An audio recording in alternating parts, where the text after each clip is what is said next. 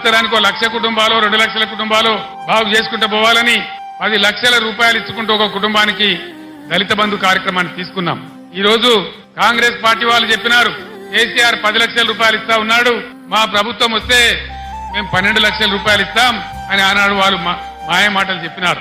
1,30,000 మంది దళితులకు TRS government లోనే దళిత బంధు శాంక్షన్ చేసినాం, ప్రొసీడింగ్స్ ఇచ్చినాం, డబ్బులు జిల్లా కలెక్టర్లకు పంపించినాం. 12 లక్షలు ఇస్తామని నమ్మబలికిన ఈ కాంగ్రెస్ ఏం చేసింది? ఈ రోజు ఒక్కలకు కూడా ఇవ్వడం లేదు, 10 లక్షలు కూడా ఇవ్వడం లేదు, 12 లక్షలు కాదు.